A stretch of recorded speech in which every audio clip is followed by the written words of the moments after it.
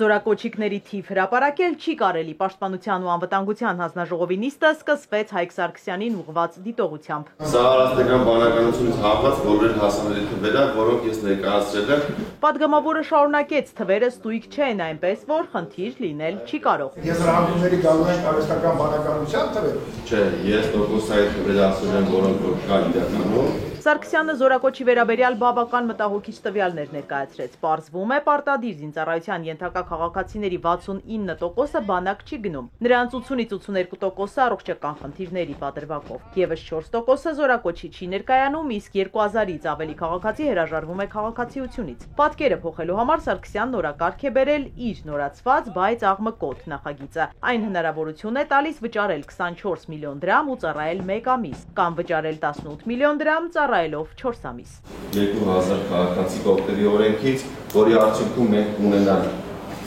պլյուս 2000 կարճաժամկետ ծառայող եւ պայծառազորային, պլյուս 4000 պայմանագրային։ Ընդդիմադիր պատգամավորները դեմ են այս նախաձեռնությանը։ Գեղամ Մանուկյանի խոսքով բանակում քիչ ծառայելու նախագիծը քվոտավորման առաջարկով ատոմային ռումբ է Հայաստանի տակ ու հոգեբանական վատ ազդեցություն է ունենալու երիտասարդների վրա։ Ուսումնական զորամասում կան 3 ծառայող։ Մեկի պապան տվել է 24 միլիոն մի ամիսա ծառայում, մեկի պապան տվել է 18 միլիոն 4 ամիսա ծառայում, այն մեկի պապան չի կարողացել տա ու 24 ամիս պետք է ծառայի։ Դուք պատկերացնում եք զորամասում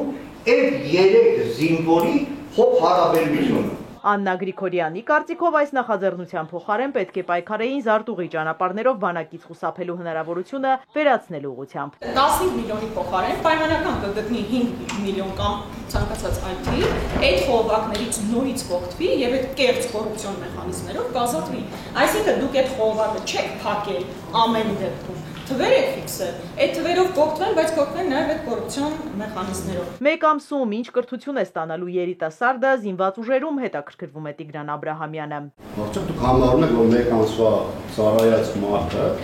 որը նաև դուք ստեղ նախատեսել եք, որ հետագային պայքարի մակերդվելու, ստանալու մասնագիտական մեծ կարողություններ։ Արդեն ունենք մոտ 30 քաղաքացի, ովքեր որ 28-ից 37 տարեկան հասակում ծառայել են 1 ամիս ժամկետով, նրանք ծառայությունը անցել են ուսումնական զորամասում եւ ոչ բոլորի հետ միասին, նրանք արագացված ընթացակարգով են անցել պարտադիր զինվորական ծառայությունը։ Նախագծի վերաբերյալ անհամաձայնություն ունեն նաև իշխող ուժի որոշ պատգամավորներ։ Քրիստինե Պողոսյանը կարծում է, որ այն խորացնելու է կոռուպցիան եւ բուն նպատակին չի ծառայելու։ Մարդիկ ովքեր շանս են տենալու օրինական ասելու, մի հատ ասելու գնացեք կպեք ձեր գործերին, ես վճարել եմ, օրինական ազատվել եմ, մենք կորուստ այդ 30% ենք ունենալ։ Այն 70-ը իր որոշումը կայացրել է, չի ծառայելու արդեն։ Վահագն Ալեքսանյանի կարծիքով էլ բանակում 2 տարի ծառայողներին պետք է անվճար կրթության հնարավորություն ու առողջության ապահովագրություն տրվի։ Եթե սա կարող ենք նախագծում ավելացնենք, ես նախագծին կողմ կգվի։ Նախագծի քննարկումը գնալով թեժացավ այնքան, որ Անդրանիկ Քոչարյանն ու Հայկ Սարգսյանը վիճեցին։ Պարոն Քոչարյանը ինձ աջակցել է նախագծի քննարկումների ժամանակ ու միշտ ասել է, որ կողմը նախագծին Կեղծ բաներ եք ասում։